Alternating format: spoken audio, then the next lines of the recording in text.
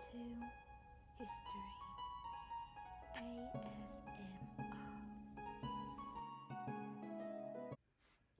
Hello friends, thank you for joining me on Sleep into History ASMR. So our last long video was about Christopher Columbus. And this week we're going to discuss someone that did a little bit of his exploring right after Columbus. And it's a very interesting story in that the two of these men have so many similar backgrounds. Even though one sailed under the Spanish flag and one sailed under the English flag. So we're going to talk about John Cabot today. A little bit of background on John Cabot. In 1450, John Cabot, or as his name was originally written, Giovanni Caboto, was born in Genoa, Italy, and later moved to Venice. There's so many similarities, as I said, between Cabot and Columbus in their background. Both had a fascination with Marco Polo, like most Italian explorers of the time. Like Columbus, Cabot also thought that you could reach Asia by sailing west instead of east. Also, like Columbus, Cabot went to Ferdinand and Isabella of Spain for support. He was rejected, as by that time all of their support was behind Columbus, and then later the explorers that were already sailing under the Spanish flag. So then he went to King John II of Portugal, but they were already invested in the route around Africa. Portugal didn't want any part of trying to get east by sailing west. So by the turn of the century, Cabot then decides to move to Bristol, England, which is right up here. Bristol, England, it's an interesting story as a town. It made a good port for any northern seafaring route because of an already ingrained shipbuilding industry with plenty of experienced sailors.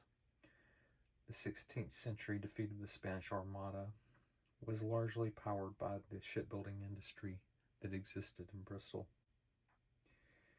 You may also recall from my last long video on Columbus that Columbus had tried to get backing from England for his voyage, but the War of the Roses that was going on in England pretty much prevented that from happening. By the time that Cabot tried to get his backing from Henry VII, the Tudor house was in charge and the War of the Roses was over. Free to field potential explorers to sail west for trade advantages and power. So on March 5th, 1496, Cabot had the green light to set sail. And this was his first voyage, which isn't shown on this particular map. And you're going to find out why in just a minute. So the idea with this voyage is that Henry VII would be paid about 20% of any gold found. So this is kind of an interesting percentage. It very much favors Cabot, interestingly enough, because Ferdinand and Isabella, when they commissioned Columbus to sail where he did, Columbus only got to keep like 10% of any gold that is found. So this is a very advantageous deal for Cabot, or so he thought at the time. So the initial voyage in 1496, Cabot left out of Bristol. There isn't a whole lot of information on that voyage other than a letter from a man named John Day. This John Day is interesting because he is an English merchant who traded with the Spanish.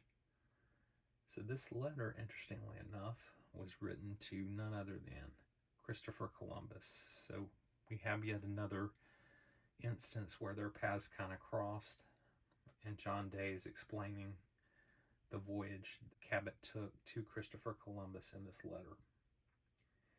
So according to the letter, this is what happened. Cabot sailed with one ship.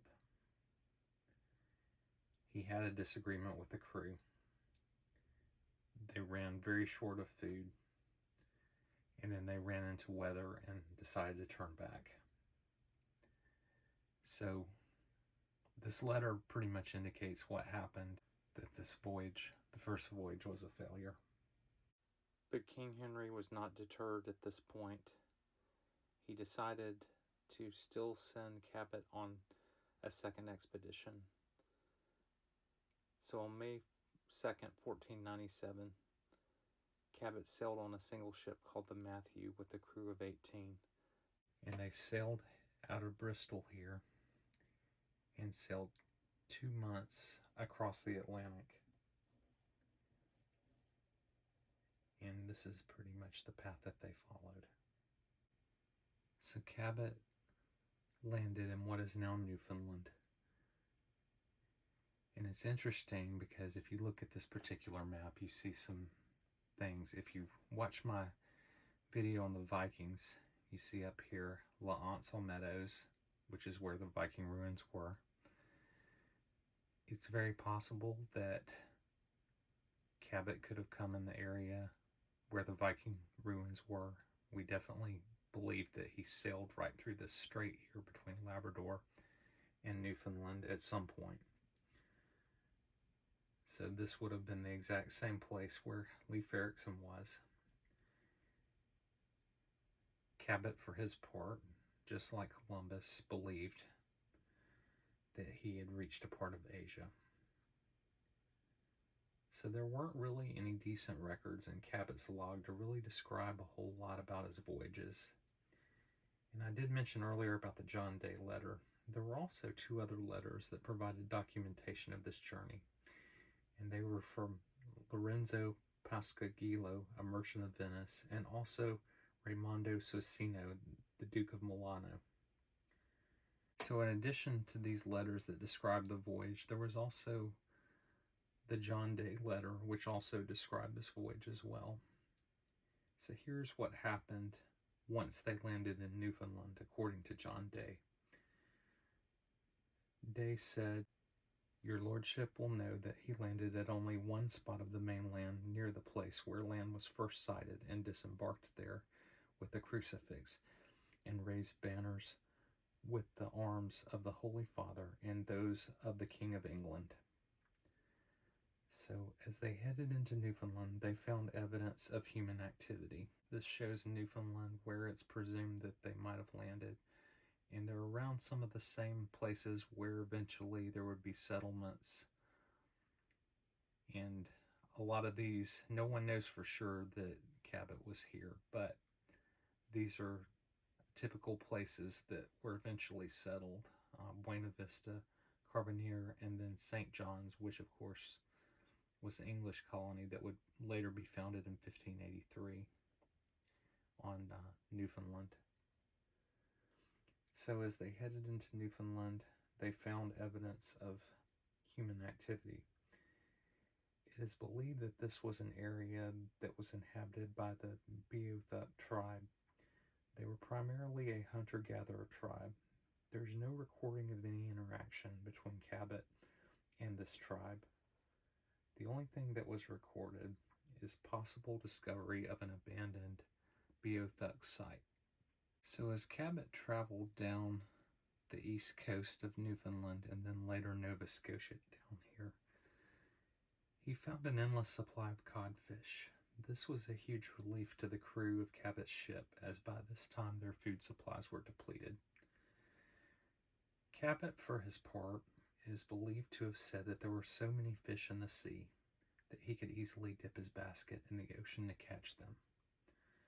Of course, by modern day standards, this area would eventually become overfished, and some believe it may never recover. But this was the very beginning of the codfish industry in Newfoundland and Nova Scotia. So Cabot explored another month here along this coast, and no gold or riches were found. So King Henry VII, for his part, though, was not deterred by the lack of gold. He was actually very pleased, given that now they had an endless source of fish, and that was typically, that had been an issue for England as they were having to import all their fish from Iceland. This third voyage, which is not shown on this map, I'll kind of trace along a little bit a probable route he might have gone. So this time they decided to sail a more northwestern course up to Greenland.